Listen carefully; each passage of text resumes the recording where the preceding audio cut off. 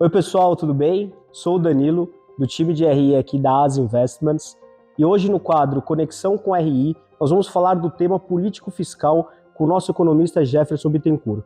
Tudo bem, Jefferson? Tudo bom, Danilo. Prazer estar aqui no Conexão RI hoje. Prazer receber você.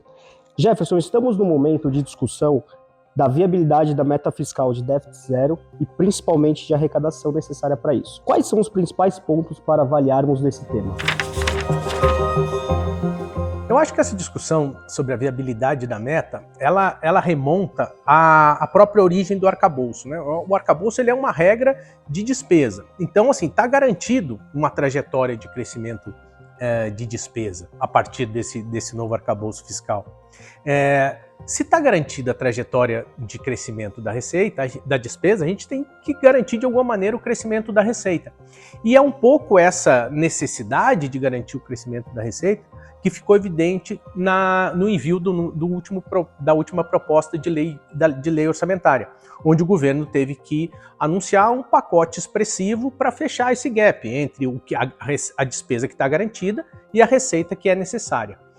Dentro desse pacote, eu acho que daí vem a desconfiança, a gente tem um quarto desse pacote que são receitas tributárias, que aí estão sujeitas a desidratação do Congresso, receptividade da sociedade e ao próprio efeito da economia, né? Os agentes reagem à nova tributação, mudam seu comportamento, esvaziam muitas vezes as bases tributárias. Então a gente tem um quarto desse pacote que está dependente dessas votações. A gente tem eventualmente PL das offshores e dos fundos exclusivos mais adiantados na discussão, mas sujeito à desidratação. A gente tem a tributação da subvenção de ICMS com bastante resistência. Então, assim, é preciso se debruçar e analisar como é que vão evoluir essas discussões do Congresso para ver a capacidade de arrecadação dessa parte do pacote. E aí tem uma outra parte muito grande do pacote, são 3/4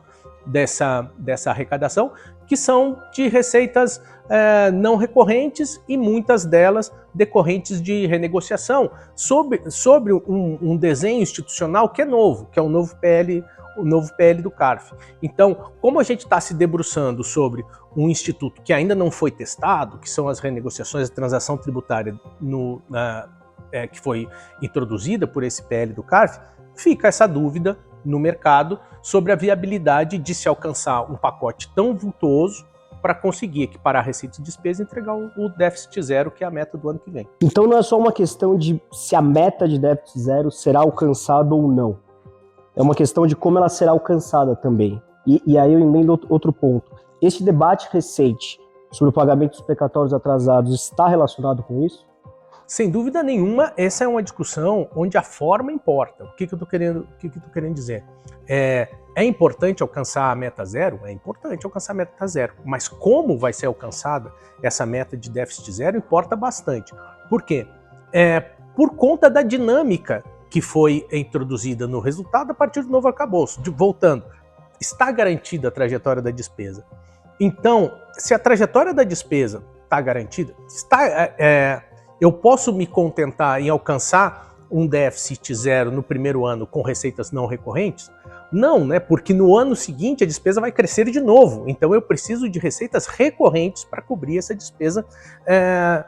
despesa recorrente. Dado o gap atual entre a receita e despesa, que é a previsão de déficit oficial que o governo tem na casa de 140 bilhões de reais, não basta deixar o mecanismo automático de melhora do resultado primário, que é essa diferença da receita crescer X e a despesa crescer 70% de X, agir, porque essa velocidade de melhora é uma velocidade de melhora muito lenta em função do tamanho do déficit que nós temos. Então, são necessárias medidas novas.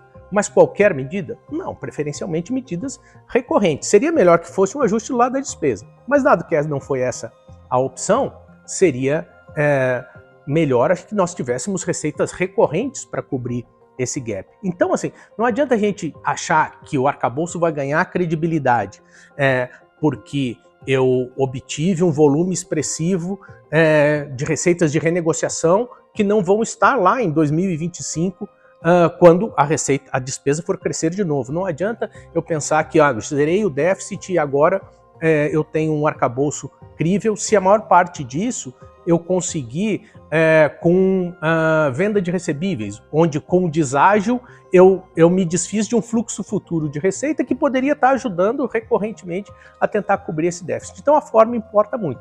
E aí o caso dos precatórios é um caso muito sintomático, porque se nós alcançarmos esse déficit zero ou o superávit previsto de 2025, que tem uma meta de 0,5 de superávit para 2025. Se nós viermos a alcançar, por exemplo, esse superávit de meio ponto percentual em 2025, porque nós mudamos o nome de uma despesa, essa despesa deixou de ser chamada de despesa primária e passou a ser despesa financeira, isso não vai trazer credibilidade para o novo arcabouço, porque, na verdade, o nosso nível de despesa continuou o mesmo. Eu mudar o nome da coisa não muda a natureza da coisa. Então, acho que a busca tem que ser por alcançar resultados primários de uma maneira recorrente. É importante que nós tenhamos avanços e as receitas não recorrentes estejam lá, pode ajudar, mas a gente não pode esquecer que o arcabouço é perene, então nós precisamos ter um ajuste perene. Nas perspectivas positivas desde o início do ano, algumas reformas andaram no Congresso. Nesse contexto, quais são os principais impactos para o mercado da nova reforma do IVA? Eu acho que assim, a reforma do IVA é um fator muito importante e nós termos reformas que aumentem a produtividade é fundamental, pelo menos para a gente ter o benefício da dúvida.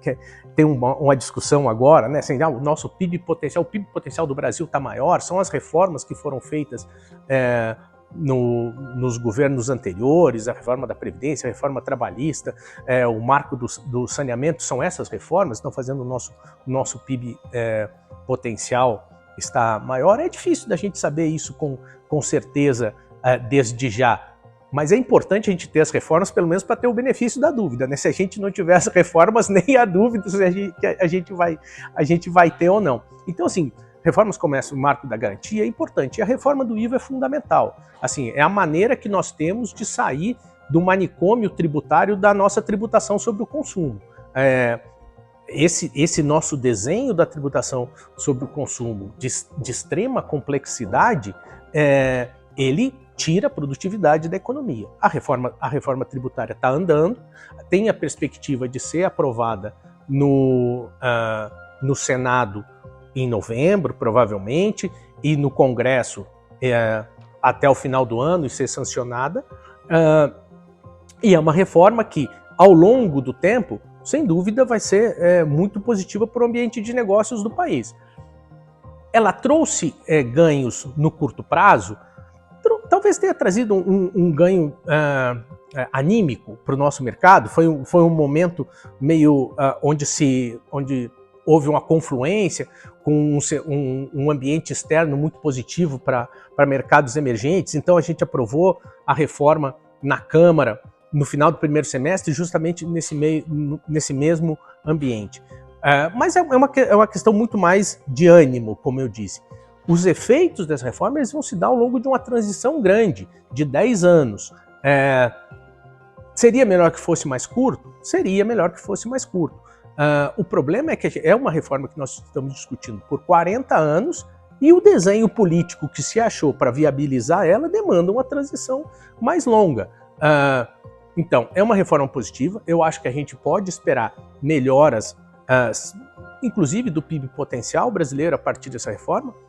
A dimensão dessa melhora é difícil da gente ter, mas eu acho que é uma reforma que a sociedade brasileira tem que apoiar, porque por mais que demore, a gente precisa sair desse manicômio tributário que a gente vive na tributação sobre o consumo. Jefferson, muito obrigado pela sua participação no nosso quadro. Obrigado, pessoal, por estarem assistindo e nos vemos no próximo Conexão com RI.